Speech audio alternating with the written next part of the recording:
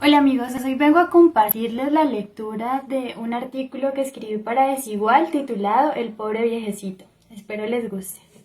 Doctor Uribe, me recuerda usted una fábula infantil muy famosa, una que se quedó especialmente en mi memoria por tener un mensaje claro de infamia y de cinismo. Pues ha sabido venderse como una pobre víctima, cuando en realidad es usted un victimario indolente e implacable. Ay, si tan solo Rafael Pombo lo hubiese conocido, le aseguro, hubiera sido usted el protagonista de su historia. Considero, sin embargo, que no es tarde. Bien podríamos hacer una secuela, inspirada en este clásico de la literatura, pero con usted por musa.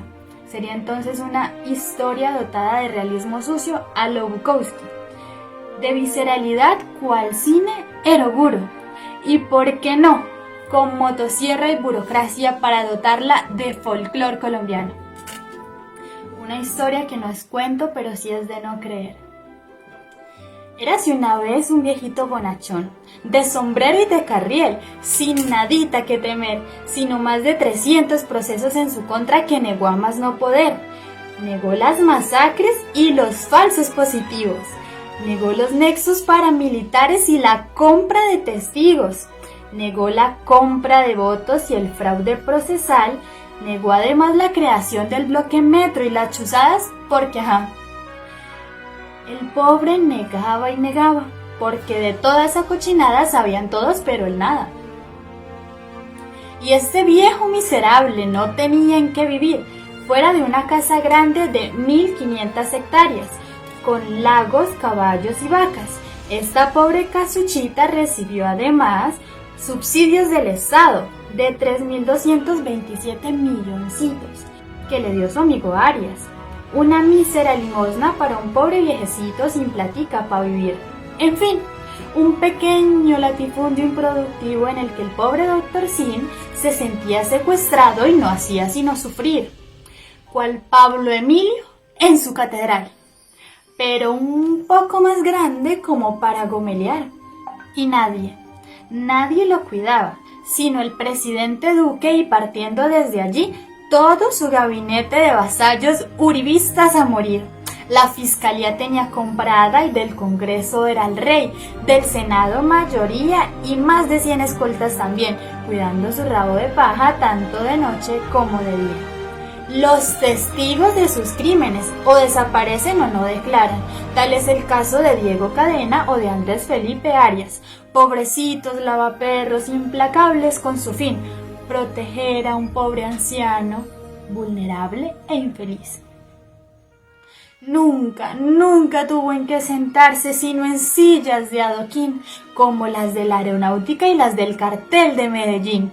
También reposó su ojete en las del Congreso y la alcaldía, de allí pasó a las del Senado y luego a las de la gobernación.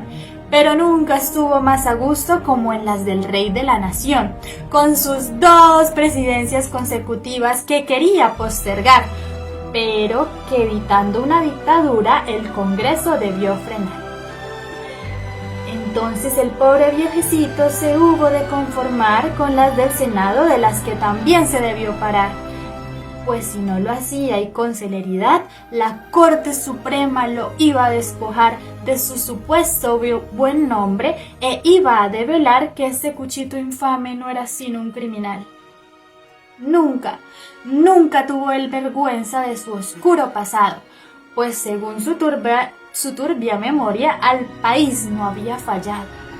De las guacharacas nunca hablaba, ni del bloque metro de las AUC, y a Monsalve no hacía sino temer, pues nadie debía saber de sus nexos con el paramilitarismo y con las convivir también. De la masacre del Aro y de la Granja tampoco tiene memoria, pues aunque no padece Alzheimer, este pobre viejecito prefiere no recordar sus antecedentes oscuros que lo pueden condenar al 7º círculo del infierno de Dante, hundido en el río de sangre hirviente, que sería el castigo mínimo por cruel e indolente. Y este viejecito cada año hasta su fin tendrá un año más de impunidad y uno menos de castigo, pues es sabido que de la fiscalía es muy cercano amigo. y al mirarse en el espejo lo espantaba siempre allí el reflejo de un tirano ventajoso y malandrín, vestido de terrorista, con motosierra y fusil. Y el infeliz no se moría, muy de buenas era él. Del COVID fue asintomático y de las acusaciones inmune. Nada más puede esperarse de un narcoestado impune. Y nadie podrá quejarse de todas sus bajezas, pues en el país del olvido todo pasa, se supera. Y por si acaso se menciona, siempre cabe la censura.